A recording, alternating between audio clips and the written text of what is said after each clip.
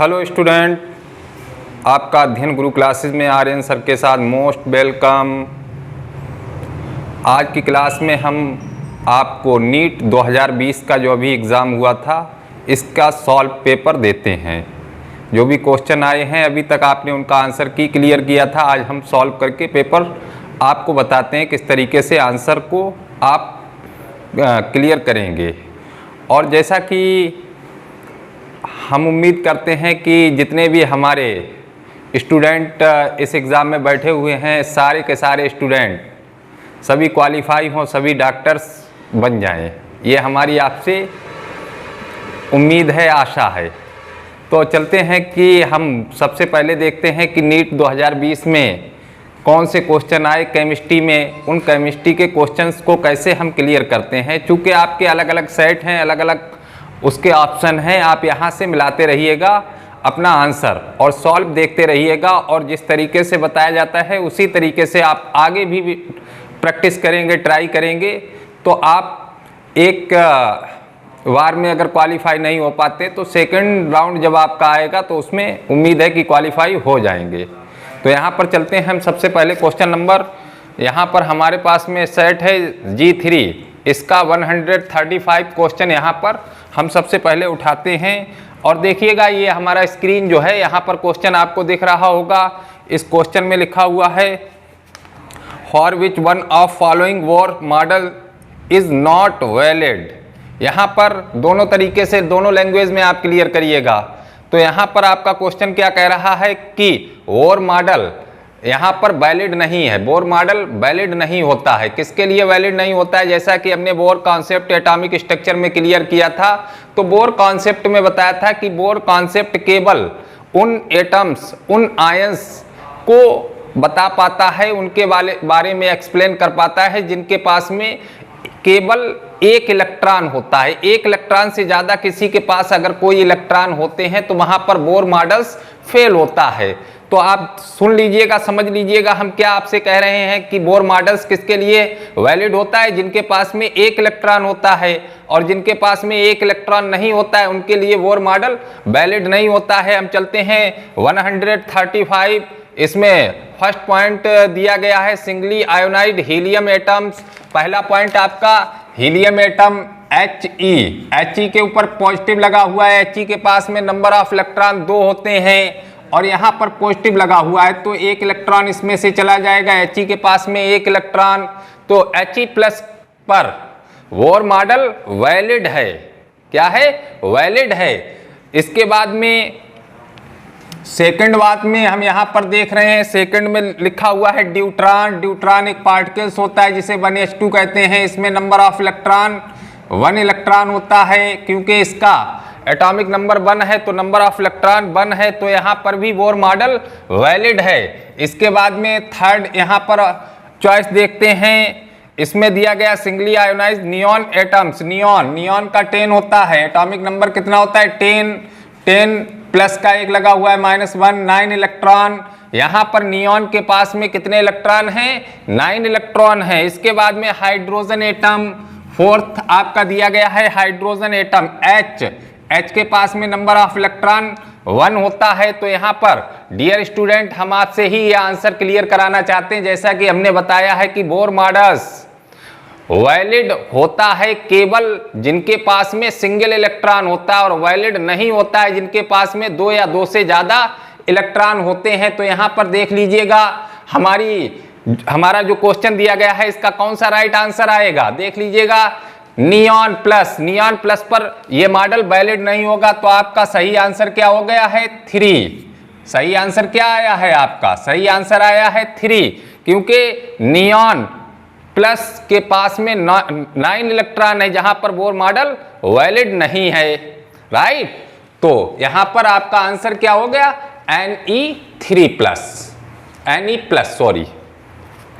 इसके बाद में नेक्स्ट क्वेश्चन 136, यहां पर चलिएगा 136। यहां पर दे रहे हैं what is change in oxidation number of carbon in the following reaction. Question कह रहा है कि इस रिएक्शन में कार्बन की ऑक्सीडेशन नंबर में चेंजिंग क्लियर कीजिएगा। रिएक्शन क्या लिखा हुआ है? CH4 gas plus 4Cl2 gas arrow, CCl4 gas plus 4HCl gas. यहाँ पर रिएक्शन दिया गया है, इसमें कार्बन की ऑक्सीडेशन नंबर। अब CH4 में कार्बन की ऑक्सीडेशन नंबर यहाँ पर देख लीजिएगा कैसे क्लियर करते हैं। C की ऑक्सीडेशन नंबर +1 मान ली, H की होती है, C की X मान ली, H की होती है +1, 4 × +1 = 0, X = -4। तो यहाँ पर माइनस के 4। नेक्स्ट है CCl4। CCl4 में देखिएगा C की ऑक्सीडेशन नंबर X मान ली है, Cl की -1 होती है, 4 × -1 = 0, X = +4। तो यहाँ पर C की ऑक्सीडेशन नंबर +4 देख लीजिएगा। आपका देखिएगा कौन सा आपका ऑप्शन सही होगा। पहला ऑप्शन दिया गया है 0 से 4, सेकेंड ऑप्शन दिया गया है -4 से +4। तो यहाँ पर हमारा ऑप्शन कौन सा सही आएगा? सेकेंड ऑप्शन इसका सही होगा, -4 2 +4। सेकेंड ऑप्शन हमारा यहाँ पर राइट आंसर। नेक्स्ट क्वेश्चन पर चलते हैं। 137 में क्या दे रहा है? On electrolysis of dilute sulphuric acid using platinum electrode the product obtained at anode will be. यहाँ पर क्वेश्चन कह रहा है कि डाइल्यूट H2SO4 का इलेक्ट्रोलाइसिस करने पर एनोड पर कौन प्रोड्यूस होगा? तो यहाँ पर हम चलते हैं H2SO4 का इलेक्ट्रोलाइसिस करते हैं। तो इलेक्ट्रोलाइसिस में H++ SO4 2-, तो SO4 2-, यहाँ पर ऑक्सीजन कहाँ है? यहाँ पर ऑक्सीजन लगा हुआ है और ये रिएक्शन कहाँ पर होगा? एनोड पर रिएक्शन होगा। कहाँ पर रिएक्शन होगा? एनोड। एनोड के लिए पूछ रहा है, एनोड पर कौन रिएक्शन होगा? SO4 2-, arrow SO4 + 2E-। तो यहाँ पर ऑक्सीजन कहाँ पर मिल रहा है आपको? ऑक्सीजन हमें मिलेगा किससे? अब SO4 से। तो आपका सही आंसर क्या होगा? सही आंसर होगा फर्स्ट, ऑक्सीजन गैस। सही आंसर आपका क्या होगा? First, oxygen gas. एनोड पर कौन मिल रहा है? Oxygen gas. क्योंकि एनोड पर जो एनायंस होते हैं वो डिस्चार्ज होते हैं और एनायंस एनोड पर जब डिस्चार्ज होंगे तो वहां पर देख सकते हैं कौन गैस हमें यहां पर मिल जाएगी। तो आपका राइट आंसर क्या हो गया है? Oxygen gas.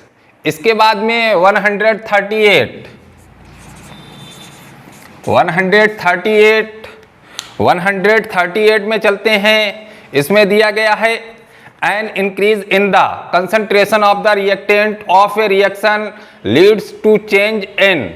क्वेश्चन कह रहा है कि अभिकारकों की सांद्रता में वृद्धि परिवर्तन जब रिएक्टेंट की कंसंट्रेशन में इंक्रीजिंग होती है तो चेंजिंग किस में होती है? नंबर 1 में दिया गया है हीट ऑफ रिएक्शन कंसंट्रेशन से रिलेटिव नहीं होती है। कंसंट्रेशन का और हीट ऑफ रिएक्शन का कोई भी रिलेशन नहीं है। तो आपका पहला ऑप्शन रॉन्ग ऑप्शन। सेकंड दे रहा है थ्रेशोल्ड एनर्जी, देहली ऊर्जा का रिलेशन यहाँ पर कंसंट्रेशन में इंक्रीजिंग से नहीं होता है। इसके बाद में कॉलिजन फ्रीक्वेंसी और एक्टिवेशन एनर्जी, दो आपके यहाँ पर ऑप्शन बचे हुए हैं, कॉलिजन फ्रीक्वेंसी, एक्टिवेशन एनर्जी। तो यहाँ पर एक्टिवेशन एनर्जी कंसंट्रेशन से जोड़ के नहीं चलते हैं। कॉलिजन फ्रीक्वेंसी का मतलब होता है जब किसी कॉलिजन थ्योरीज को हम क्लियर करते हैं तो कॉलिजन थ्योरीज में बताया जाता है कि जितनी कंसंट्रेशन रिएक्टेंट की बढ़ाते हैं उतनी ही कॉलिजन फ्रीक्वेंसी में भी इंक्रीजिंग होती है। कॉलिजन फ्रीक्वेंसी में इंक्रीजिंग होती है तो रेट ऑफ रिएक्शन इंक्रीज हो जाता है। तो यहाँ पर हम इस बात को क्लियर कर लेते हैं कौन से थ्योरी से? कॉलिजन थ्योरी से जब इस बात को क्लियर करते हैं तो वहां पर आपको सीधा क्लियर कर दिया जाएगा कि नंबर ऑफ कॉलिजन के कंसंट्रेशन के बढ़ने पर नंबर ऑफ कॉलिजन इंक्रीज होता है और नंबर ऑफ कॉलिजन इंक्रीज होने पर रेट ऑफ रिएक्शन इंक्रीज होता है। तो यहाँ पर हमारा राइट आंसर क्या हो जाएगा? राइट आंसर यहाँ पर हमारा 3 हो जाएगा। कॉलिजन फ्रीक्वेंसी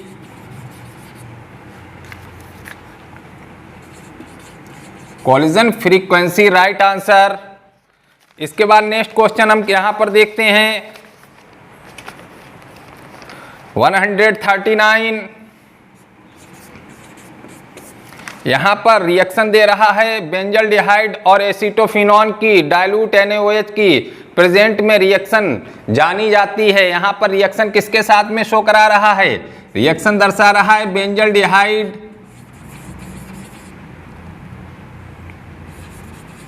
बेंजल्डिहाइड की रिएक्शन किसके साथ है? एसीटोफिनॉन के साथ में। किसके साथ में है? एसीटोफिनॉन प्रेजेंट है डाइल्यूट NaOH की प्रेजेंट में ये रिएक्शन हो रही है। यहां पर देख लीजिएगा डियर स्टूडेंट, आपको प्रोडक्ट नहीं क्लियर करना है। यहां पर क्या पूछ रहा है? इसमें क्वेश्चन कह रहा है कि इस रिएक्शन को किस नाम से जानेंगे, जिसमें पहला ऑप्शन आपको दे रहा है कैनिजारो रिएक्शन। पहला ऑप्शन क्या दे रहा है? Cannizzaro reaction. कैनिजारो रिएक्शन के लिए बात कर देते हैं। कैनिजारो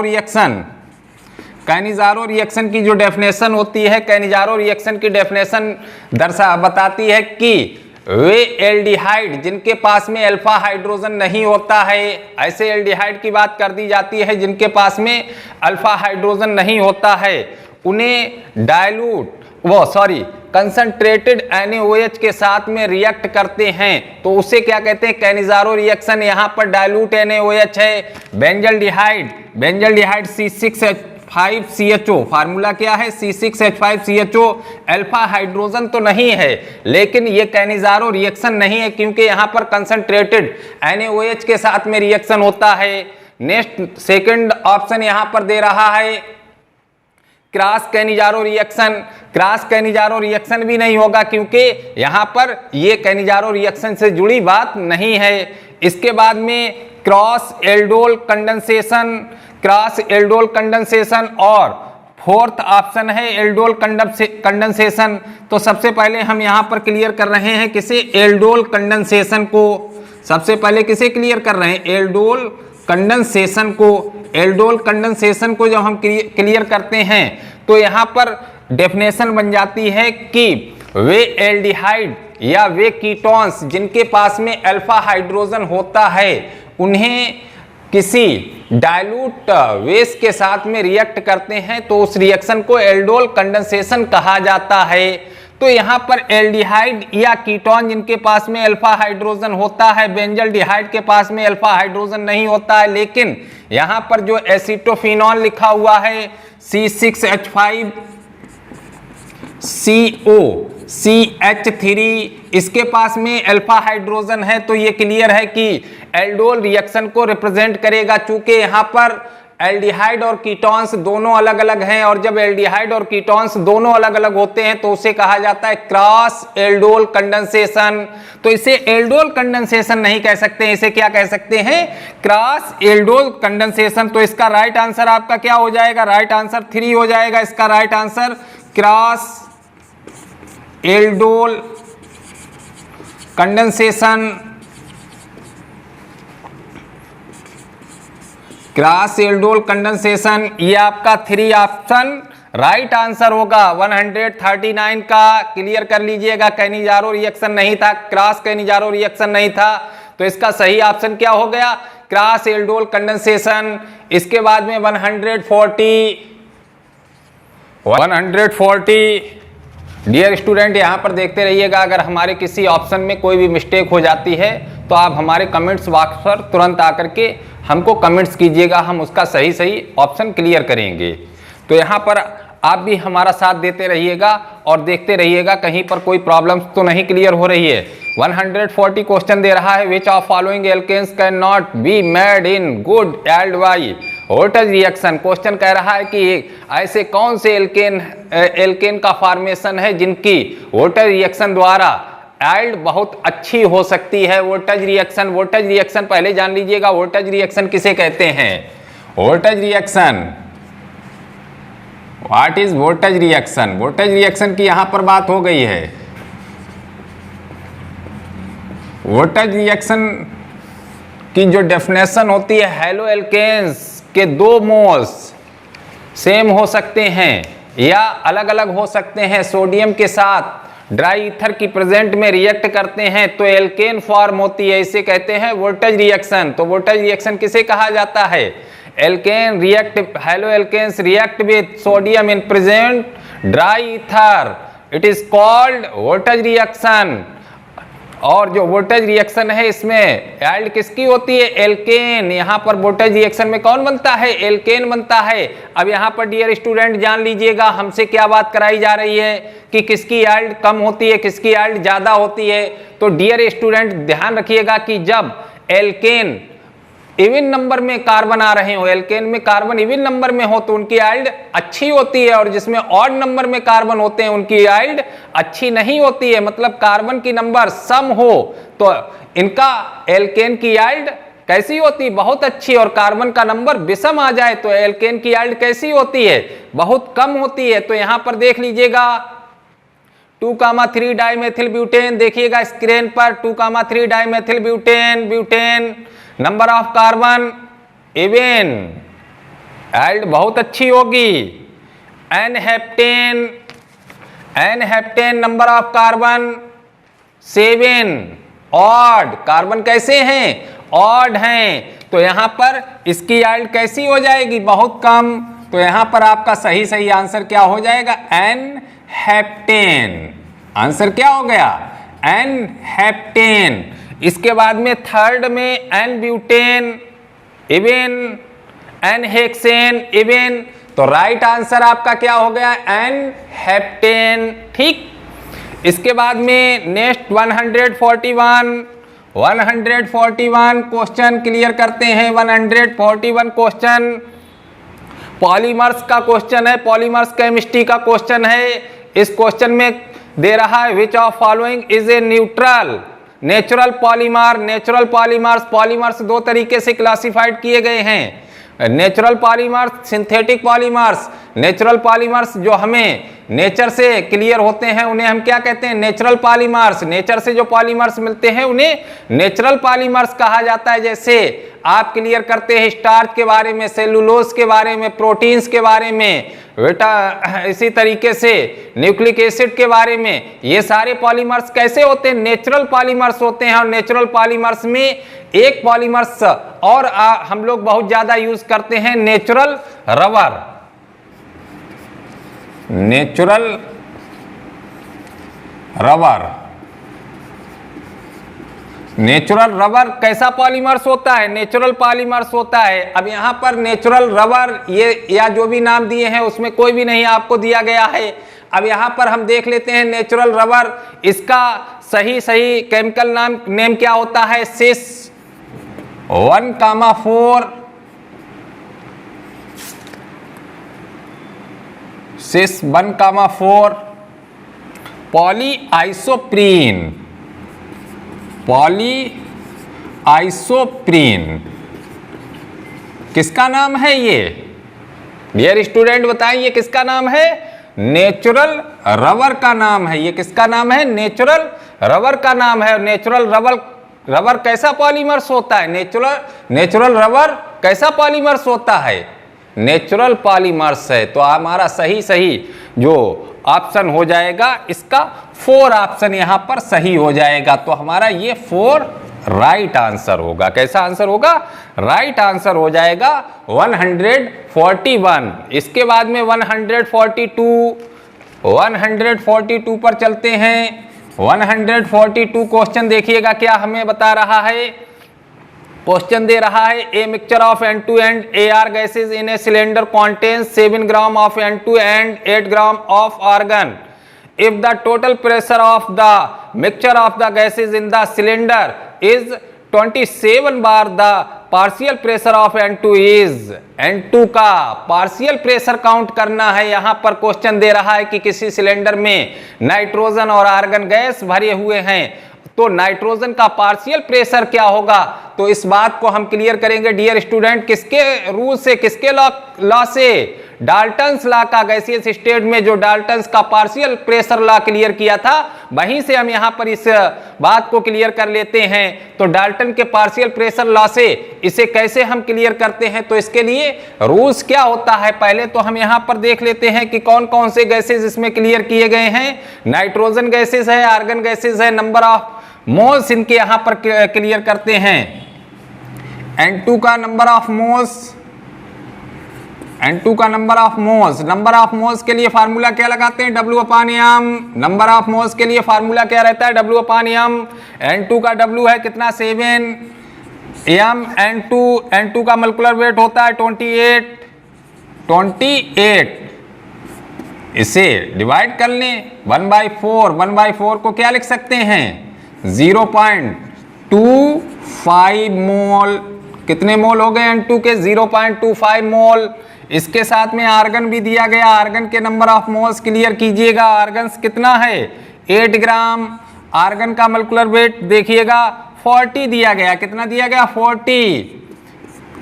तो यहां पर नंबर ऑफ मोल्स हो जाएगा जाकर के 0.2। तो फार्मूला अब पार्शियल प्रेशर के लिए यहां पर क्लियर कर लेते हैं PN2। P means partial pressure. Nitrogen का N1 मान लेते हैं, इसे N2 मान लेते हैं। तो N1/N1 plus N2 into P total pressure, ये किसका फार्मूला होता है, पार्शियल प्रेशर का फार्मूला। डियर स्टूडेंट, ये किसका फार्मूला है, पार्शियल प्रेशर का। तो PN2 इक्वल टू N1 कितना है 0.25 अपान 0.25 प्लस 0.2 इंटू पार्शियल प्रेशर कितना दे रहा है 27। कितना दे रहा है 27। यहां पर इसे क्लियर कीजिएगा, देखिएगा कितना आपका आंसर आ रहा है, इसे क्लियर कीजिएगा। जब इसे हम क्लियर करेंगे तो यहां पर हमारा आंसर आ जाएगा 15 बार। सॉल्व कर लें, कितना आंसर आएगा 15 बार। अब ये देखिएगा कौन सा आपका राइट आंसर होगा। राइट आंसर आपका हो जाएगा 2। Right answer 2। इसमें 15 बार यहां पर आपका राइट आंसर आ रहा है। 143 question, match the following and identified the correct option. यहां पर आपके सामने मैच कराया गया है। मैच कराने के लिए यहां पर दिया गया, देखिएगा डियर स्टूडेंट, इसमें लिखा हुआ है ACO carbon monoxide gas plus H2,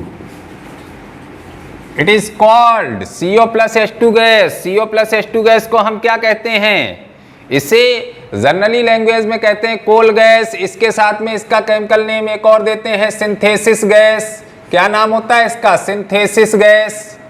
CO plus H2 कौन सी गैस है, सिंथेसिस गैस, जिसे कहते हैं संश्लेषण गैस। कौन सी गैस, सिंथेसिस गैस। इसके बाद में बी सिस्टम में दे रहा है, बी क्या दे रहा है, टेम्परेरी हार्डनेस ऑफ वाटर, जल की अस्थायी कठोरता। Temporary hardness of water, temporary hardness of water, temporary hardness of water, temporary hardness of water, किसी वाटर की अनस्टेबल हार्डनेस कैल्शियम और मैग्नीशियम के वाई कार्बोनेट के कारण आती है। वाटर में दो तरीके की हार्डनेस होती है, एक स्टेबल होती है और एक अनस्टेबल होती है।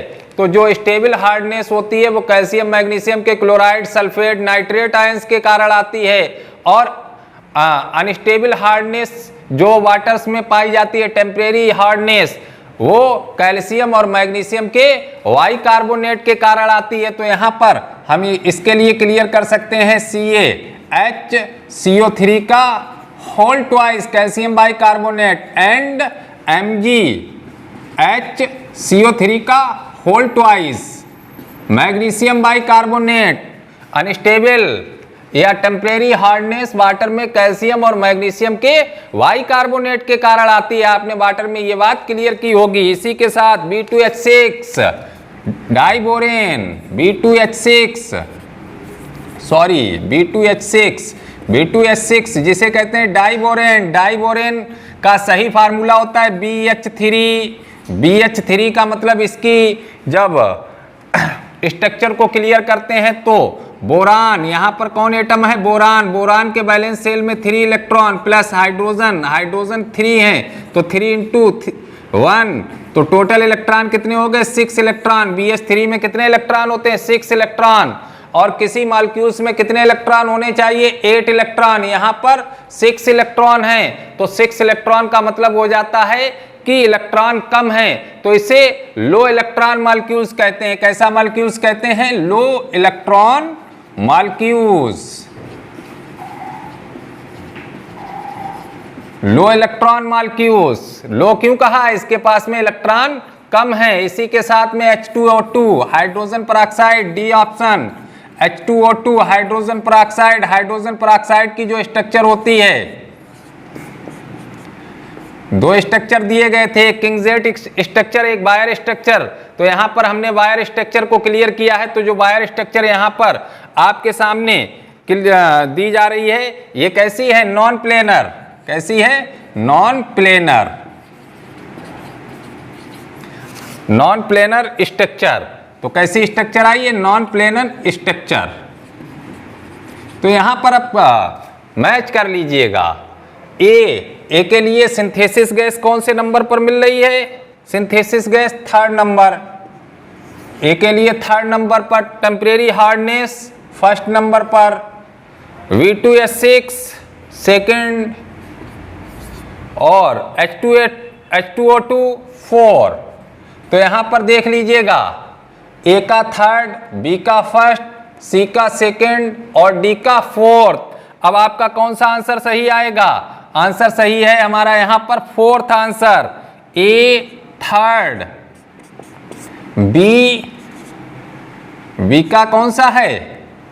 1st, सी का 2nd और डी का 4th।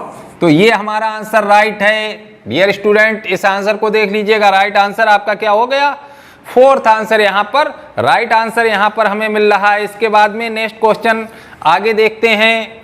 नेक्स्ट क्वेश्चन यहाँ पर दे रहा है कि फॉर द रिएक्शन 2Cl 144 की बात कर रहे हैं। 2Cl गैस एटॉमिक कंडीशन में है, Cl2 मॉलिक्यूल्स है एटॉमिक कंडीशन में। इसमें हीट ऑफ रिएक्शन यहाँ पर जो क्लियर कराया जा रहा है, एंथैल्पी ऑफ रिएक्शन और एंट्रोपी ऑफ रिएक्शन।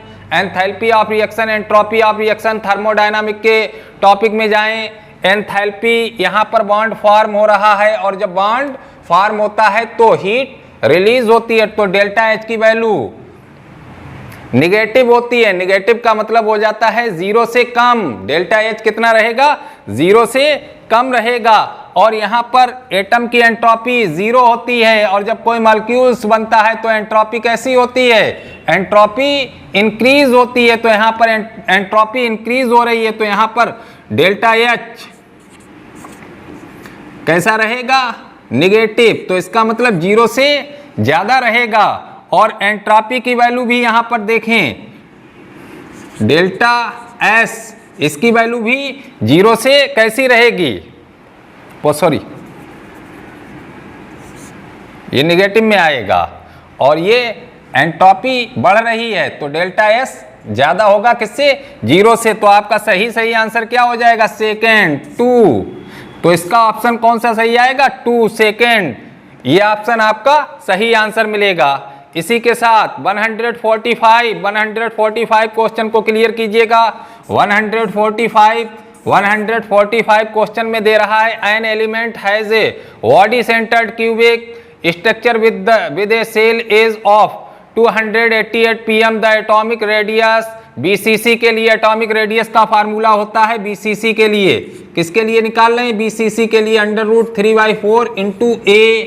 ये किसके लिए है? बीसीसी के लिए है। तो यहाँ पर A कितना दिया गया है? 288 पिकोमीटर। तो आपका हो जाएगा √3/4 × 288 288। तो ये देखिएगा कौन सा आपका सही आंसर होगा। सही आंसर हमारा कौन सा होगा? 4 आंसर हमारा कैसा आंसर होगा? सही आंसर √3/4 इंटू 282, ये राइट आंसर होगा आपका। 46 question, 146 question. Urea react with water to form A which will decompose to form B when pass it through Cu2 plus aqueous deep blue color solution C is formed. What is the formula of C form the following? यहाँ पर कह रहा है कि urea solution, urea को जल के साथ में रिएक्ट किया गया, यूरिया का फार्मूला क्या होता है? नाइट्रोजन NH2 CONH2, ये किसका फार्मूला होता है? यूरिया का। अब आपके सामने ऑप्शन दिए गए हैं, इसमें सी कंपाउंड्स बन रहा है, सी कंपाउंड्स ब्लू कलर का बन रहा है, क्योंकि जो भी कंपाउंड्स बनेगा उसमें नाइट्रोजन होगा। अब यहाँ पर 4 ऑप्शन में देख लीजिएगा किस कॉपर के कंपाउंड्स में नाइट्रोजन है, तो आपका यहाँ पर कॉम्प्लेक्स पहला क्लियर हो रहा है। पहला कॉम्प्लेक्स CuNH3 का होल 4 2+ यहाँ पर नाइट्रोजन है, यूरिया से यही कॉम्प्लेक्स क्लियर होता चला जाएगा। राइट आंसर आपका पहला आंसर राइट हो जाएगा। 147 को देखते हैं। 147 कहता है एसीटोन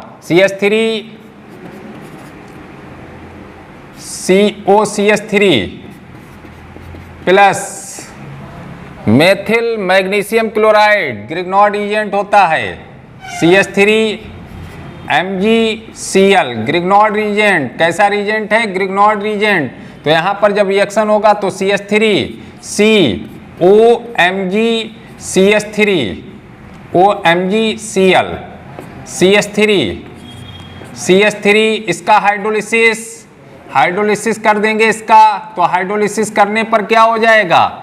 CH3OH, क्या कंपाउंड्स आपका क्लियर हो रहा है? 1 2 3 4 टार्ट ब्यूटिल एल्कोहल। देखिएगा ऑप्शन टार्ट ब्यूटिल एल्कोहल किस में लिखा हुआ है? ऑप्शन नंबर सेकंड आपका सही आंसर होगा। क्या? टार्ट ब्यूटिल एल्कोहल सही ऑप्शन आपका। इसके बाद में 148 क्लियर करते हैं। 148 यहाँ पर दिया गया है the following metals ion activated many enzyme participates in the oxidation of glucose to produce ATP and with Na is responsible for the transmission of nerve signals। यहाँ पर कह रहा है कि क्वेश्चन में ATP के प्रोडक्शन में सोडियम के साथ और कौन सोडियम के साथ में रहता है आयंस, तो हमारा सही आयंस होता है पोटेशियम। सही आयंस क्या होता है? पोटेशियम यहाँ पर देख लीजिएगा, पोटेशियम कहाँ पर लिखा हुआ है? पोटेशियम। राइट आंसर क्या होगा? पोटेशियम। यहाँ पर हम importance of S block elements में सोडियम और पोटेशियम के बायो इंपॉर्टेंस क्लियर करेंगे, तो वहां पर ये आपका आंसर क्लियर हो जाएगा और ये आंसर नंबर आपका सही होगा। थर्ड ऑप्शन आपका सही आंसर होगा। इसके बाद में 149 क्वेश्चन यहाँ पर क्या दे रहा है? 149 में लिखा हुआ है 71 Lu 175 ये दिया गया है। इसमें number of proton, number of electron clear करने हैं, तो number of proton atomic number कितना है? 71 number of proton 71, number of electron जितने प्रोटॉन होते हैं उतने ही electron 71, number of neutron A minus P ये फार्मूला रहता है। अब इसका ये कितना है? 175 माइनस 71 इक्वल टू हो जाएगा 104। तो यहाँ पर हम देख सकते हैं प्रोटॉन 71, इलेक्ट्रॉन 71 और न्यूट्रॉन 104। प्रोटॉन न्यूट्रॉन इलेक्ट्रॉन की नंबर, तो प्रोटॉन न्यूट्रॉन इलेक्ट्रॉन की नंबर, प्रोटॉन कितने हैं? 71, न्यूट्रॉन 104, इलेक्ट्रॉन 71। तो ये आपका कौन सा राइट आंसर हो जाएगा? राइट आंसर हमारा हो जाएगा 4 राइट आंसर। 71 104 71 ये राइट आंसर होगा। ये P है, ये N है और ये E है, ये हमारा राइट आंसर हो जाएगा। इसी के साथ 150 नेक्स्ट क्वेश्चन यहाँ पर 150 में दे रहा है which of the following set of molecules will have zero dipole moment. Dipole moment zero किसका होता है? डाइपोल मोमेंट कितना पूछ रहा है? Dipole moment equal to zero. तो जीरो नॉन पोलर्स कंपाउंड्स का होता है। जो नॉन पोलर्स कंपाउंड्स होते हैं, boron trifluoride, hydrogen fluoride, carbon dioxide 1,3 dichlorobenzene. तो इसमें हाइड्रोजन फ्लोराइड 1,3 डाइक्लोरोबेंजीन, ये दोनों कैसे हैं? पोलर हैं, तो यहां पर इनका जीरो नहीं होगा। Next second option, nitrogen trifluoride, nitrogen का कंपाउंड है, तो यहां पर जान लीजिएगा जब नाइट्रोजन का कंपाउंड है तो इसका डाइपोल मोमेंटम जीरो नहीं होगा। थर्ड में पहुंचते हैं, boron trifluoride, dipole momentum zero है। Beryllium difluoride, dipole momentum zero है। Carbon dioxide, dipole momentum zero है। 1,4 डाइक्लोरोबेंजीन, डाइपोल मोमेंटम जीरो है। तो हमारा सही आंसर क्या हो जाएगा? 3 आंसर हमारा सही होगा। Boron trifluoride BF3, dipole momentum कितना रहेगा? Zero. Boron beryllium BeF2, dipole momentum इसके लिए भी जीरो, CO2 के लिए भी जीरो, और इसी के साथ 1,4 डाइक्लोरोबेंजीन, इसका भी जीरो, क्योंकि ये पैरा पोजीशन को रिप्रेजेंट करता है। और ध्यान रखिएगा, जब किसी एटम से एक जैसे एटम जुड़े हुए हों और उस एटम के सारे इलेक्ट्रॉन, वैलेंस शेल के सारे इलेक्ट्रॉन शेयर कर जाते हैं, तो ऐसी कंडीशन में डाइपोल मोमेंटम जीरो होता है। इसके अलावा कोई बात आए तो डाइपोल मोमेंटम जीरो नहीं होता है। तो हमारा राइट आंसर थर्ड क्लियर होता है। यहां पर कौन सा आंसर क्लियर होता है? थर्ड। 151 में क्या दे रहा है? पहचानिए। यहां पर identify A molecules which does not exist. कौन मॉलिक्यूल्स नहीं होंगे? डियर स्टूडेंट, इसे मॉलिक्यूलर स्ट्रक्चर में क्लियर करिएगा। बॉन्ड ऑर्डर जिनका जीरो होता है वे मॉलिक्यूल्स नहीं होते हैं। तो यहां पर किसका बॉन्ड ऑर्डर जीरो होगा? कई ऑप्शन दिए गए हैं, लेकिन इसके साथ में यहां पर दिया गया है He2 हीलियम। जैसा कि आप लगातार पढ़ते हैं कि इनर्ट गैस का मॉलिक्यूल्स He2 नहीं होता है, क्योंकि इनर्ट गैस खुद ही एक मॉलिक्यूल्स होते हैं, तो इनकी स्टेबिलिटी नहीं होगी। इनर्ट गैस हैं तो इनकी स्टेबिलिटी नहीं होगी। तो आपका सही आंसर क्या हो गया है? फोर्थ आंसर आपका सही आंसर हो जाएगा। इसको बॉन्ड ऑर्डर से भी आप क्लियर कर सकते हैं। तो इसका बॉन्ड ऑर्डर जब क्लियर करेंगे तो बॉन्ड ऑर्डर इसका कितना होगा? जीरो, क्योंकि He का होता है 2 + 2, 2 है He, 4, तो टोटल इलेक्ट्रॉन कितने हो गए? 4। Sigma 1s2, sigma star 1s2, तो यहां पर बॉन्ड ऑर्डर बराबर 2 - 2/2 equal to 0। NB - NA/2 formula लगा करके यहां पर क्लियर कर सकते हैं। 152 यहां पर क्वेश्चन क्या दे रहा है? Identify in the correct match. यहां पर मैच को क्लियर करना है। पहला ए पॉइंट में दिया गया है अनिल अनियम, इसका नाम मेंडलीवियम होता है, पेरियोडिक टेबल देख लें। अनिल ट्रियम, इसका नाम लॉरेंसियम होता है, पेरियोडिक टेबल देख लें। अनिल हेक्सियम, इसका नाम सीवॉर्गियम होता है, पेरियोडिक टेबल देख लें।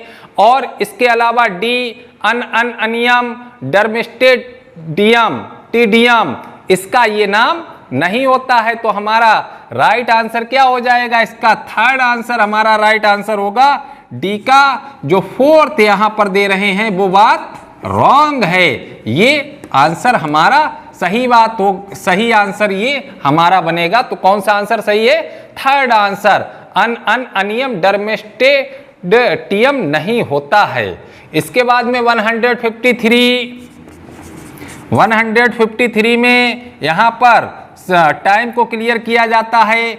K = होता है फर्स्ट ऑर्डर रिएक्शन है 2.303/T log base 10 A/A-X। यहां पर काउंट कर लीजिएगा। K कितना दिया गया है? 4.606 × 10⁻³ equal to 2.303/T। T calculate करना है। log base 10 2/0.2 तो यहाँ पर क्लियर कर लीजिएगा, इसे सॉल्व करें। टी इक्वल टू जब इसे सॉल्व करेंगे तो आपका राइट आंसर क्या आ जाएगा, 500 सेकेंड, 500 सेकेंड। राइट आंसर क्या आएगा, राइट आंसर 500 सेकेंड। इस फार्मूले से इसे क्लियर कर सकते हैं। Next question 154, identify the correct statement from the following. सही आंसर क्लियर कीजिएगा। यहाँ पर आंसर फर्स्ट यहाँ पर हम क्लियर करते हैं, फफोलेदार तांबा CO2 के निकास के कारण फफोलेदार लगता है। रॉन्ग बात, क्योंकि आप ब्लिस्टर कॉपर, जब कॉपर की मेटलर्जी क्लियर करते हैं तो सल्फर डाइऑक्साइड की जो इम्प्योरिटीज होती है उसकी वजह से इसे फफोलेदार कहते हैं। तो ये बात रॉन्ग, आपकी रॉन्ग।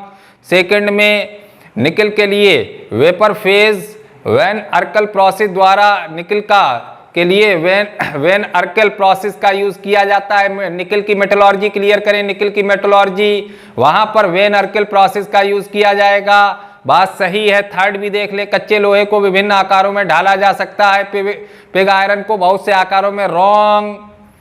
पिटवा लोहा 4% कार्बन वाला अशुद्ध लोहा होता है। जो पिटवा लोहा होता है ब्रॉट आयरन्स होता है, ब्रॉट आयरन्स में कार्बन की इम्प्योरिटीज नहीं पाई जाती है, बहुत कम इम्प्योरिटीज अगर होगी तो बहुत कम इम्प्योरिटीज होगी। तो हमारा सही आंसर क्या हो गया, इसमें सही आंसर हो गया सेकंड आंसर क्या कह रहा है, vapour phase refining is carried out for निकल बाई वन अर्कल प्रोसेस। निकल की मेटलर्जी क्लियर कर लें, निकल की मेटलर्जी वहां पर आपको मिल जाएगी वन अर्कल प्रोसेस। वहां पर कौन सी प्रोसेस मिल जाएगी, वन अर्कल प्रोसेस। तो कहां से ये क्वेश्चन आप क्लियर कर लेंगे, निकल की मेटलर्जी से ये हमारा सही आंसर हो जाएगा। इसके बाद में 155 में क्वेश्चन दे रहा है, measuring zeta potential is useful in determining which property of colloidal solution. Colloidal solution की कौन सी प्रॉपर्टीज जीटा पोटेंशियल के द्वारा क्लियर की जाती है। तो यहाँ पर जब कोलाइडल सोल्यूशन की प्रॉपर्टीज, इसके ऊपर चार्जेस की बात करते हैं, वहां पर डबल लेयर थ्योरी की बात आती है और डबल लेयर थ्योरी में जीटा पोटेंशियल का यूज किया जाता है। कोलाइडल सोल्यूशन की किस थ्योरी में जीटा पोटेंशियल का यूज किया जाता है, डबल लेयर थ्योरी में। और जब डबल लेयर थ्योरी में जीटा पोटेंशियल का यूज करेंगे तो वहां पर इनकी कोलाइडिकल पार्टिकल्स की जो साइज होती है उसे क्लियर किया जाता है। तो यहां पर हमारा सही आंसर होगा third answer, size of the colloidal particles 156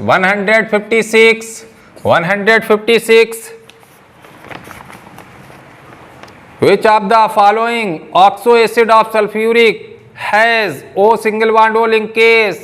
sulphuric acid में कौन सा पराक्सी सल्फ्यूरिक एसिड होता है। तो यहां पर देख सकते हैं सेकंड आंसर H2SO8 की स्ट्रक्चर यहां पर जब क्लियर करेंगे तो हमारी स्ट्रक्चर क्या फॉर्म होगी, इस तरीके से जनरल स्ट्रक्चर यहां पर ये क्लियर हो जाएगी हमारी। तो यहां पर ये पराक्सो है तो हमारा सही आंसर सेकंड बन जाएगा।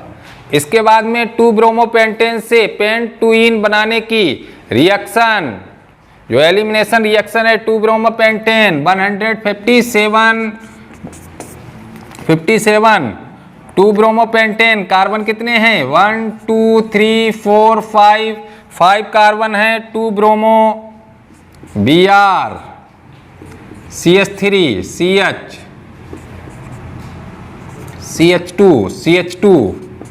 CH3 ये किसका नाम है, 2 ब्रोमो पेंटेन। इससे हमें क्या क्लियर करना है, पेंटुइन। यहां पर क्लियर करना है क्या चीज, पेंटुइन CH3 CH2 CH double bond CH3 पेंटुइन, किसका नाम है पेंटुइन। ये क्लियर करना है 1 2 3 4 5। तो ये रिएक्शन एलिमिनेशन रिएक्शन होता है। कौन सा रिएक्शन होता है, एलिमिनेशन रिएक्शन होता है।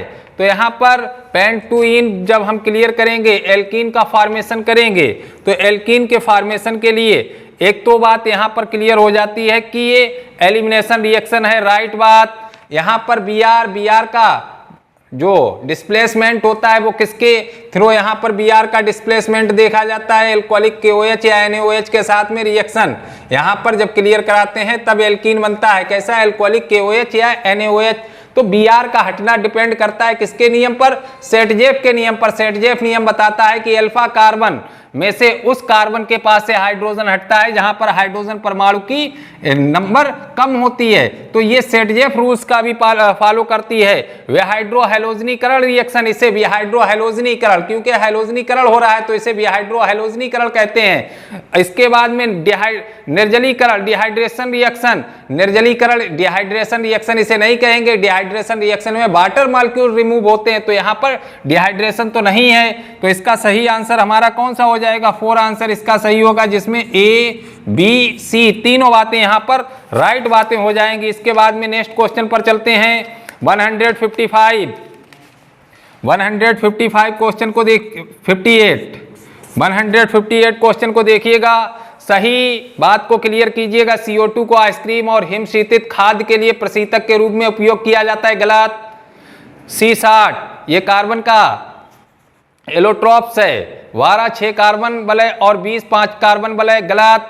इसके बाद में ZSM5 एक प्रकार का जियोलाइट, बिल्कुल सही है। एल्कोहल और गैसोलीन में इसका यूज किया जाता है, बिल्कुल सही बात। CO कलरलेस और ऑर्डरलेस गैस होती है, बिल्कुल सही बात है। तो यहाँ पर सही बातें कौन सी हैं, C और D। तो इसका सही आंसर क्या हो जाएगा, थर्ड आंसर इसका सही होगा, C एंड D। ये दोनों बातें यहाँ पर सही होंगी। इसके बाद में क्वेश्चन दिया गया है 159 में देख लीजिएगा। 159 यहाँ पर आपका ये कोई कंपाउंड्स दिया गया है, CH2 CH3 ये कंपाउंड्स दिया गया है। इसके ozonolysis 159 an alkenes on ozonolysis gives methanol as one of the product. Its structure is ozonolysis. कौन सा एल्कीन, ओजोनोलिसिस। यहाँ पर फर्स्ट आपका ओजोनोलिसिस रिएक्शन देगा लेकिन मेथेनॉल नहीं देगा। सेकंड ऑप्शन आपका ओजोनोलिसिस के साथ में मेथेनॉल देगा। सेकंड ऑप्शन की रिएक्शन यहाँ पर देख सकते हैं आप किस तरीके से मेथेनॉल मिल रहा है। CH2 double bond CH, single bond CH, double bond CH2, इसका ओजोनोलिसिस कर दें, ओजोन के साथ में रिएक्शन इसकी दर्शा दें।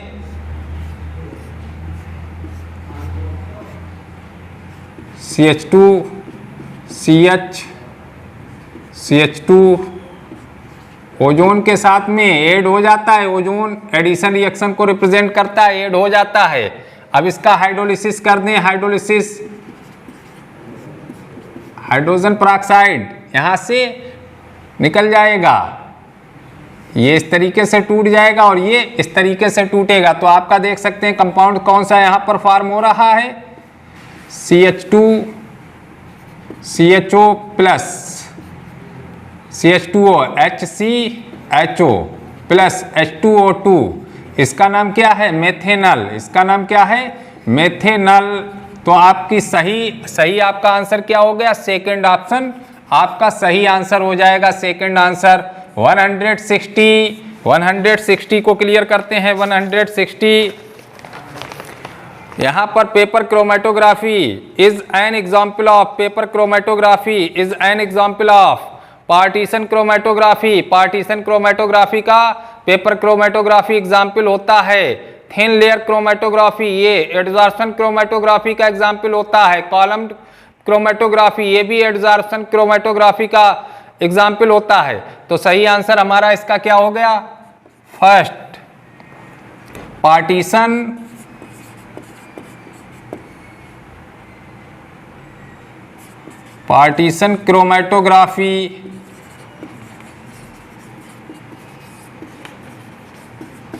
क्रोमेटोग्राफी इसके बाद में 161 इन्हें मैच कीजिएगा, CO कार्बन मोनोऑक्साइड गैस होती है। कार्बन मोनोऑक्साइड जो गैस होती है वो कैसी गैस होती है? न्यूट्रल गैस होती है।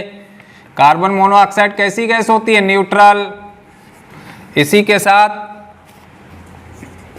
यहां पर बी में देखिएगा BaO, बेरियम ऑक्साइड।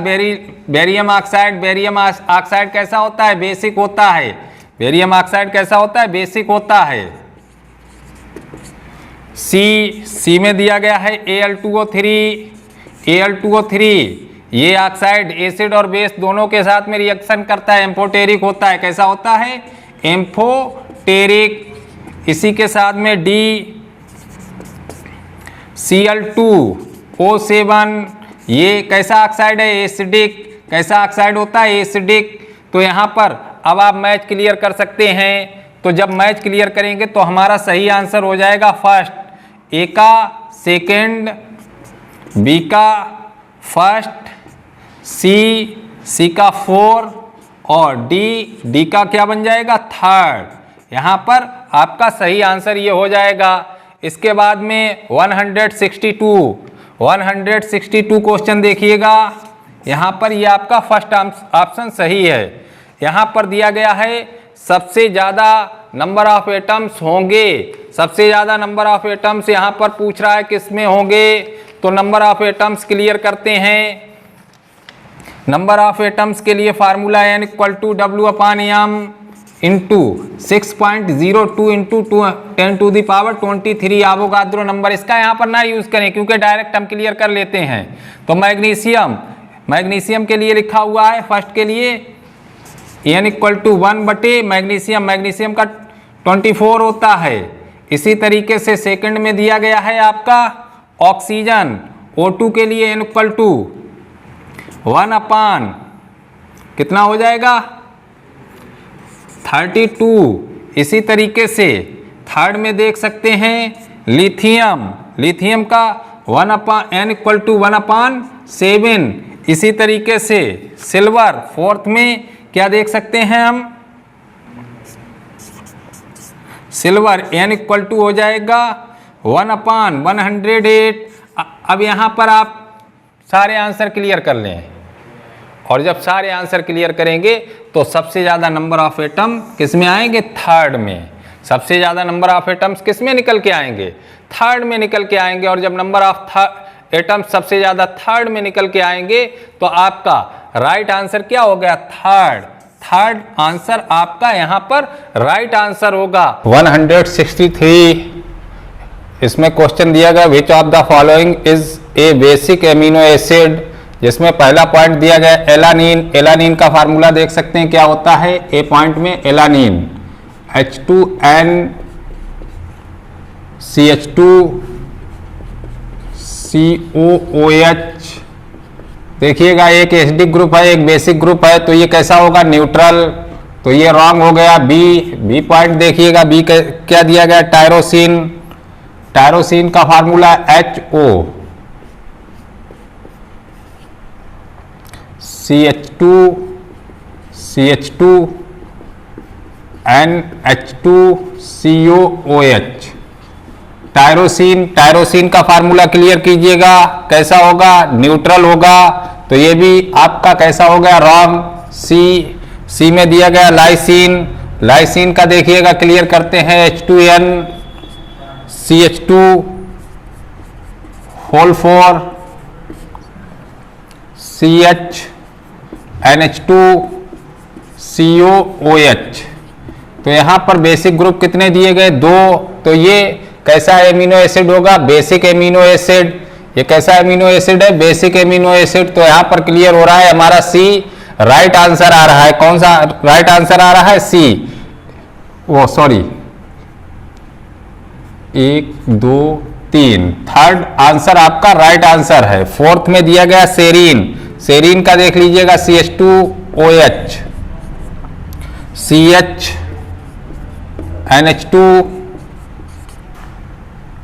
CHNH2COOH। यहां पर सेरीन भी न्यूट्रल है, तो ये भी रॉन्ग है। सही आंसर क्या हो गया? इसका थर्ड आंसर सही हो गया 164 क्वेश्चन क्लियर करते हैं Cr2+ के लिए। मैग्नेटिक मोमेंटम क्लियर करना है। Cr2 प्लस Cr का 24 होता है, कितना होता है 24, 24 माइनस 2 इक्वल टू हो जाएगा 22।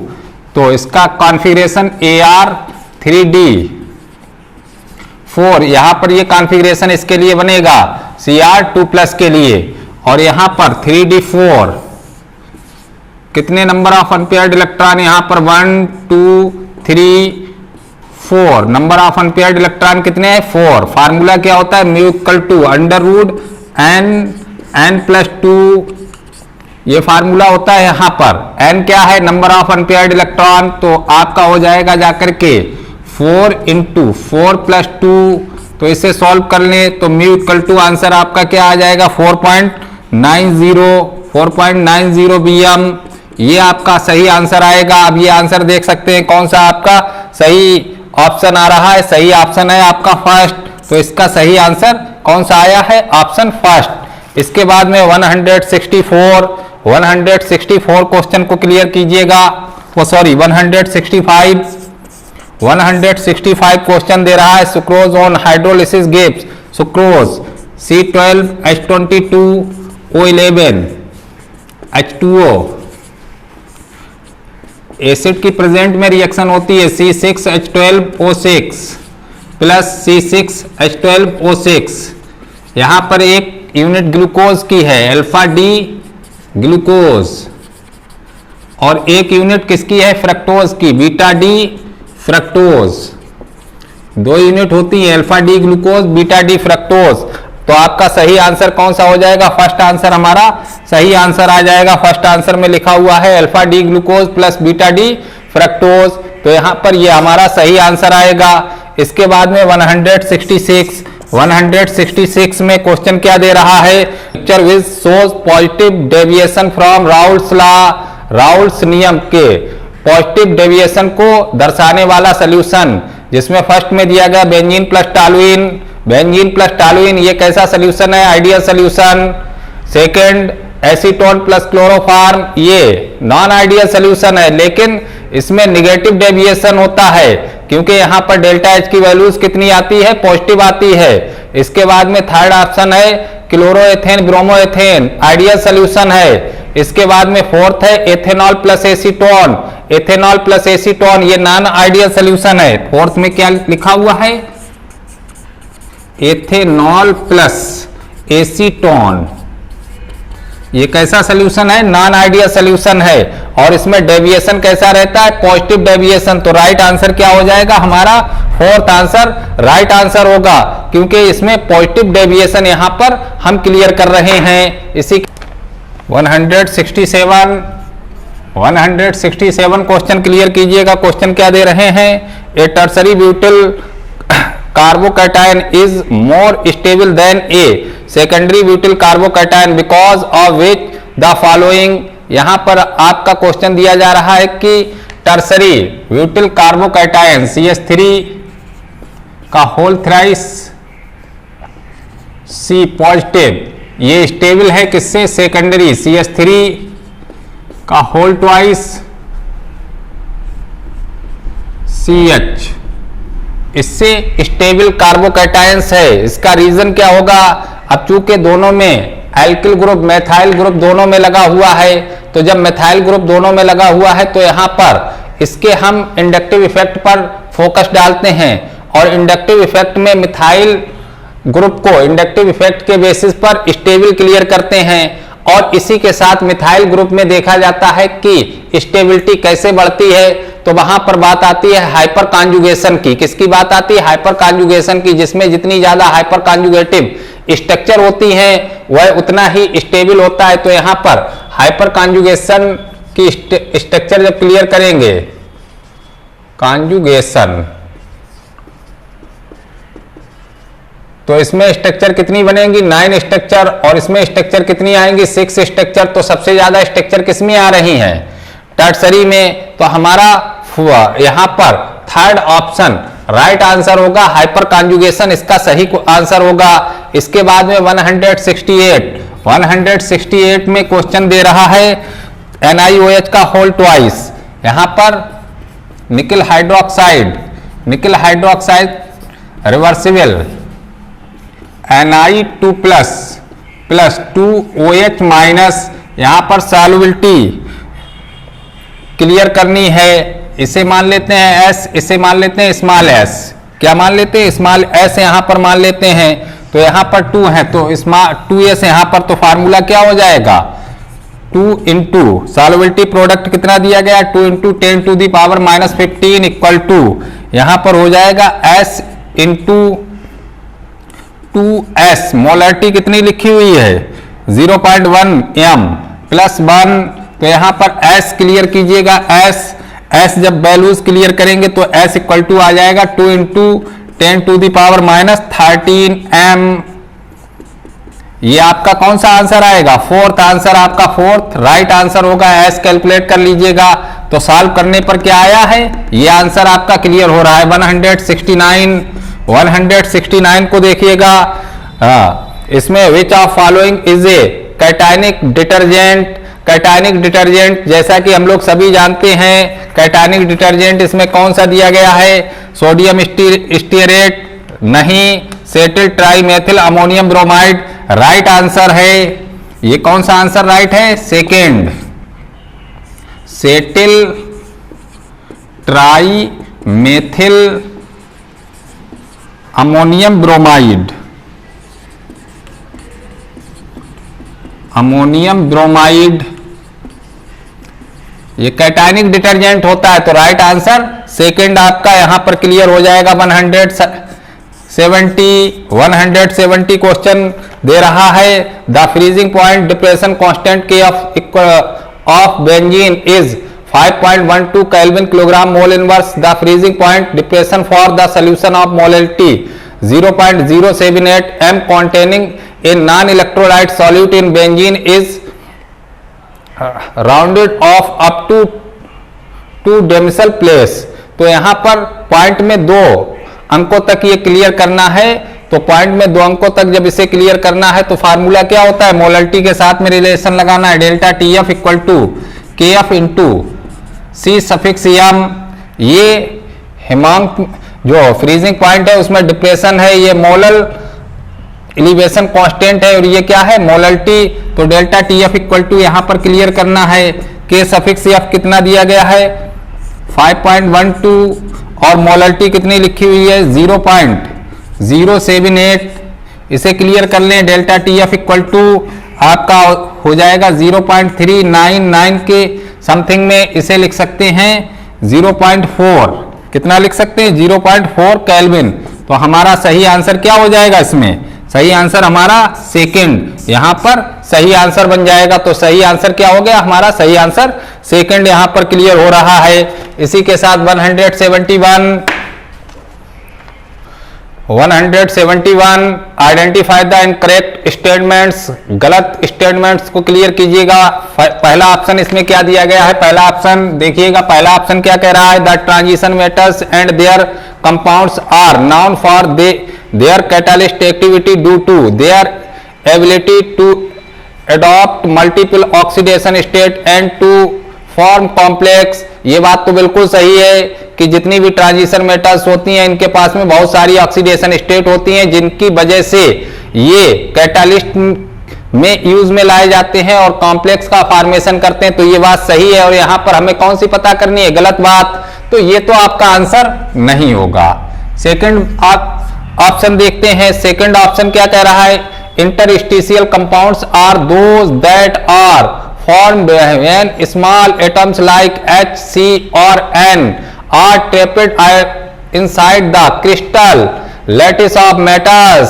यहां पर यह कह रहा है कि जितने भी इंटरस्टिशियल कंपाउंड्स होते हैं उनमें छोटे छोटे से होल्स होते हैं, उनके अंदर छोटे छोटे से पार्टिकल्स हाइड्रोजन कार्बन नाइट्रोजन ये फंसे रहते हैं, ट्रैप बनाते हैं। तो इंटरस्टिशियल कंपाउंड की डेफिनेशन भी यही होती है। तो इसका मतलब है कि सेकंड आंसर भी सेकंड ऑप्शन भी आपका आंसर सही नहीं हो सकता है, क्योंकि ये बात सही है। थर्ड में देखते हैं, थर्ड में यहां पर क्या दे रहा है, थर्ड में दे रहा है the oxidation states of chromium in CrO4 2- and Cr2O7 are not the same. यहां पर CrO4 CrO4 2 माइनस में Cr की oxidation state X plus 4 into 2 minus equal to minus के 2, तो X इक्वल टू हो जाएगा प्लस के 6। इसके बाद में Cr2O7 2 माइनस, इसमें Cr की oxidation state 2x plus 7 into minus 2 equal to minus 2, तो यहाँ पर 2x equal to plus 12, x equal to plus 6। यहाँ पर Cr की दोनों में ऑक्सीडेशन स्टेट कैसी आ रही है, दोनों में Cr की ऑक्सीडेशन स्टेट एक समान आ रही हैं, और जबकि यहाँ पर ये कह रहा है कि ऑक्सीडेशन स्टेट समान नहीं हो सकती है, तो इसका मतलब हो गया हमारा सही आंसर थर्ड। इसका जो सही आंसर आएगा वो कौन सा होगा, थर्ड ऑप्शन जो दिया गया है उसकी बात गलत आ रही है, क्योंकि Cr की ऑक्सीडेशन स्टेट यहां पर सेम है, जबकि इसमें सेम आ रही है, जबकि दे रहा है कि गलत अलग अलग होनी चाहिए, तो यही बात हमारी यहां पर गलत हो रही है। इसके साथ में फोर्थ में दिया गया Cr2 प्लस Fe2 प्लस से अधिक प्रबल अपचायक है। फोर्थ में क्या दे रहा है, Cr2 प्लस Fe2 प्लस से स्ट्रॉन्ग रिड्यूसिंग एजेंट है, तो ये बात भी बिल्कुल सही है। इलेक्ट्रोकेमिकल सीरीज को जब क्लियर करते हैं जिसकी स्टैंडर्ड इलेक्ट्रोड पोटेंशियल अधिक होती है वो स्ट्रॉन्ग रिड्यूसिंग एजेंट होता है, तो Cr2 प्लस की standard reducing potential Fe2 plus से ज्यादा है, तो ये बात भी आपकी सही है, तो ये भी आंसर नहीं हो सकता है। तो सही आंसर क्या हो गया आपका, थर्ड सही आंसर हो गया है। इसके बाद 172 यहां पर देखते रहिएगा, जहां पर भी आपको कोई डाउट क्लियर हो रहा हो तुरंत हमारे कमेंट्स बॉक्स में पहुंचिएगा, कमेंट्स बॉक्स में हमें कमेंट्स कीजिएगा, उससे हम तुरंत क्लियर करके आपको उसका सही आंसर देंगे। नेक्स्ट क्वेश्चन क्लियर करते हैं 172। इसमें दे रहा है which of the following is not correct about carbon monoxide. यहां पर भी कह रहा है कि कार्बन मोनोऑक्साइड के लिए कौन सी बात सही नहीं है, इसे क्लियर करिएगा। इसमें पहला आपका ऑप्शन दे रहा है it reduce oxygen carrying ability of blood. यहां पर बात सही होती है कि कार्बन मोनोऑक्साइड जब ब्लड में पहुंचती है तो जो ऑक्सीजन का दौरान होता है उसे स्लो कर देती है, तो ये बात तो सही है, तो यहां पर ये गलत नहीं हो सकती है। सेकंड ऑप्शन क्या दे रहा है, the carboxy haemoglobin bound to CO is less stable than oxy haemoglobin. यहां पर यह कह रहा है कि कार्बोक्सी हीमोग्लोबिन ऑक्सी हीमोग्लोबिन से अनस्टेबल नहीं। जब कार्बन मोनोऑक्साइड ब्लड के अंदर हीमोग्लोबिन के साथ में रिएक्ट होता है तो कार्बोक्सी हीमोग्लोबिन एक स्टेबल कंपाउंड्स बना लेता है, और यह दे रहा है कि अनस्टेबल कंपाउंड्स। तो यहां पर हमारा सेकंड ऑप्शन जो बताया जा रहा है वो बात यहां पर कंप्लीटली गलत बात बताई जा रही है, तो इसका मतलब है सेकंड ऑप्शन हमारा इसमें सही होगा। थर्ड में दे रहा है it's produce due to incomplete combustion. ये बात सही है कि कार्बन मोनोऑक्साइड जो प्रोड्यूस होती है इनकम्प्लीट कॉम्ब्यूजन से क्लियर होती है। फोर्थ में क्या दे रहा है, इट फॉर्म्स कार्बोक्सी हीमोग्लोबिन, यह कार्बोक्सी हीमोग्लोबिन बनाती है। ये बात भी सही है क्योंकि कार्बन मोनोऑक्साइड हीमोग्लोबिन के साथ में कार्बोक्सी हीमोग्लोबिन बनाती है, तो राइट आंसर क्या हो गया आपका सेकंड बात जो लिखी हुई है वो गलत बात है स्टूडेंट। इसके बाद में 173 में देखिएगा, यहां पर क्या दे रहा है, hydrolysis of sucrose given by the following reaction. यहां पर सुक्रोज के लिए रिएक्शन लिखा हुआ है, सुक्रोज प्लस वाटर, ये रिएक्शन दिया गया है।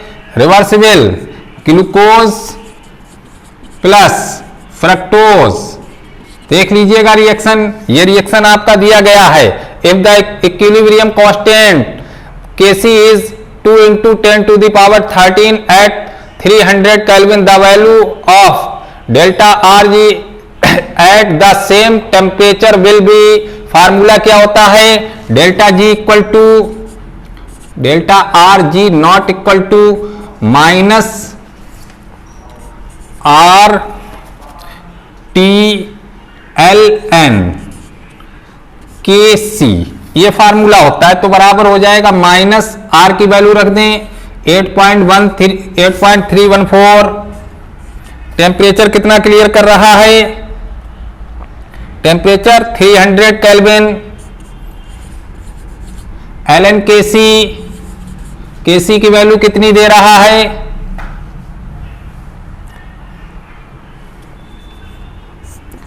2 इंटू 10⁻13 ये दे रहा है।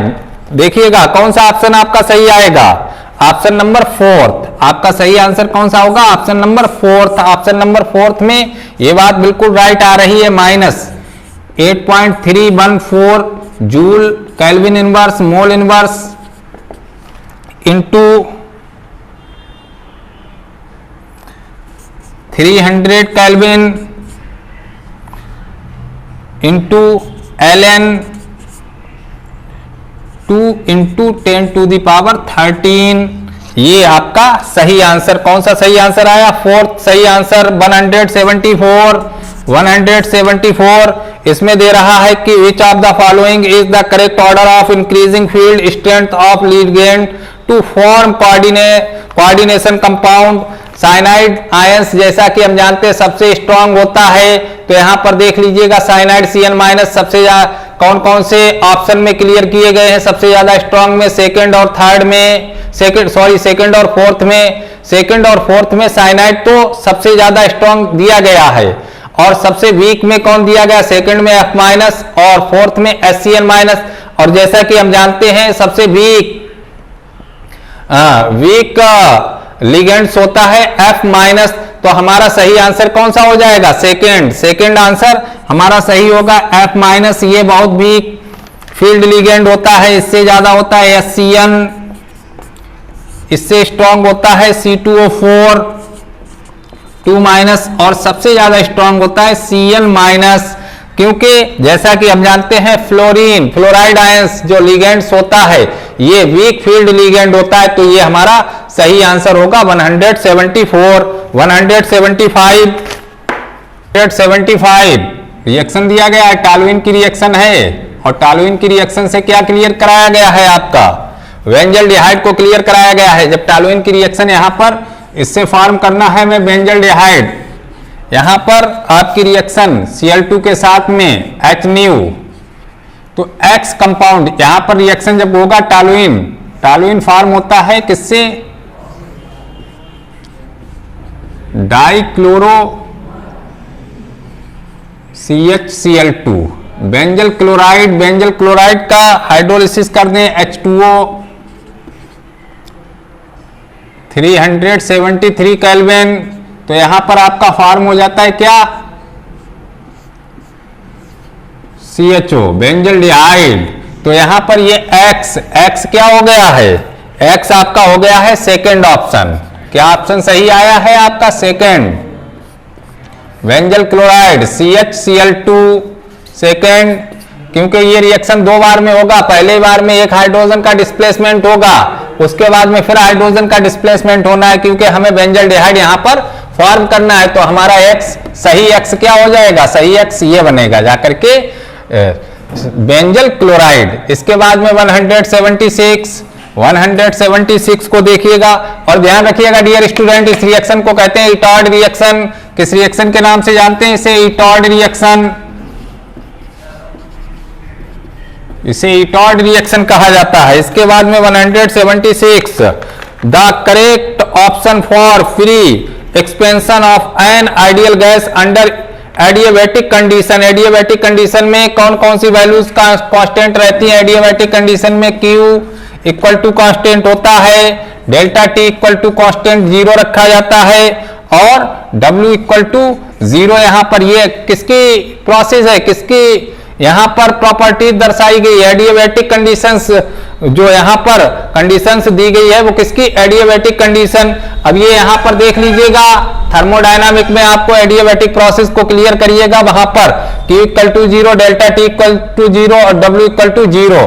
तो आपका सही आंसर क्या हो जाएगा? 4th आंसर हमारा राइट आंसर होगा। तो इसका सही आंसर क्या हो गया? 4th आंसर हमारा राइट आंसर होगा। इसके बाद में 177 क्वेश्चन को देखिएगा। 177 क्वेश्चन क्या बता रहा है आपको? The number of faradays required to produce 20 gram calcium from molten CaCl2 atomic mass, यहां पर दिया गया CaCl2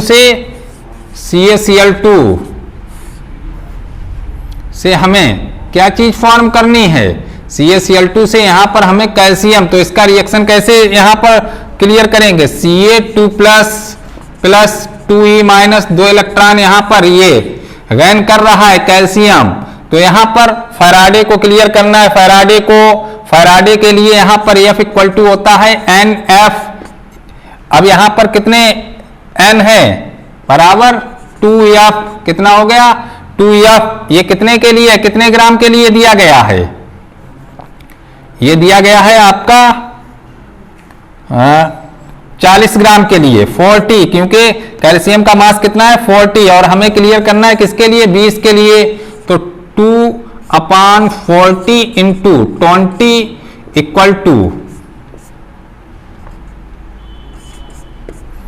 1F। तो हमारा सही आंसर क्या हो जाएगा, फोर्थ आंसर हमारा सही होगा, इसमें 1 दिया गया है, तो कौन सा आंसर हमारा सही आ रहा है फोर्थ। 178 को देखिएगा, इसमें क्या कह रहा है 178 HCl gas, HCl was passed through of a solution of CaCl2, MgCl2 and NaCl, which of the following compounds crystallize, इसमें कौन सा कंपाउंड क्रिस्टलाइज होगा, इस यहां पर हम कौन सी थ्योरी को क्लियर कर लें, सॉल्युबिलिटी प्रोडक्ट में प्यूरिफिकेशन ऑफ साल्ट में जब क्लियर करेंगे तो क्रिस्टलाइज कंपाउंड कौन होगा, ओनली NaCl, तो इसका फर्स्ट ऑप्शन सही होगा, ओनली NaCl, फर्स्ट ऑप्शन इसका सही आंसर हो जाएगा आपका। इसके बाद में 179 क्वेश्चन क्या दे रहा है आपको, anisole on cleavage with HI gives, anisole HI के साथ में रिएक्शन, एनिसॉल OCH3 ईथर्स होता है, ईथर्स, इसकी रिएक्शन किसके साथ में है, HI के साथ में, तो यहां पर देखिएगा किसका फॉर्मेशन होगा, OH प्लस CH3I, प्रोडक्ट क्या बन रहा है, ये बन रहा है। अब यहां पर आप ऑप्शन में देख लीजिएगा, ये ऑप्शन कौन सा आपका सही ऑप्शन आएगा, CH3OH और CH3I, पहला और फोर्थ दो ही ऑप्शन के बारे में आपको सोचना है, क्योंकि सेकंड और थर्ड में तो C2H5 लिखा हुआ है, तो ये तो बात बिल्कुल ही गलत हो जाएगी। अब पहले और फोर्थ में मिलान कर लीजिएगा कौन सा सही आ रहा है, तो ये आपका फोर्थ ऑप्शन आपका सही आएगा, क्योंकि फोर्थ में ये चीज लिखी हुई है, OH प्लस CH3I, राइट। इसके बाद में 180 में क्वेश्चन दे रहा है, Which of the following amines will give the carbyl test, carbyl test कौन एमीन्स देते हैं, जैसा कि आपने कार्बिल टेस्ट के बारे में क्लियर किया था, उसमें बताया था कि एलिफैटिक प्राइमरी एमीन्स, जितने भी प्राइमरी एलिफैटिक एमीन होते हैं वे कार्बिल टेस्ट देते हैं। एरोमेटिक में एनिलीन कार्बिल टेस्ट देता है, और एरोमेटिक एलिफैटिक में जब NH2 ग्रुप प्राइमरी कार्बन से जुड़ा होता है तब ये टेस्ट मिलता है। तो यहां पर जैसा कि दिया गया है, पहले ऑप्शन में सेकेंडरी एमीन, सेकेंड ऑप्शन में टर्सरी एमीन, थर्ड ऑप्शन में सेकेंडरी एमीन, फोर्थ ऑप्शन में प्राइमरी एमीन। यहां पर क्या लिखा हुआ है, एनिलीन, ये किसका फार्मूला दिया गया है, एनिलीन का, NH2, इसकी रिएक्शन कार्बिल एमीन रिएक्शन है, carbyl amine chloroform plus KOH के साथ में रिएक्शन जब कराई जाती है तो यहां पर क्या बन जाएगा, फेनिल आइसोसाइनाइड, क्या फॉर्म होगा, phenyl isocyanide plus 3KCl plus 3H2O, phenyl isocyanide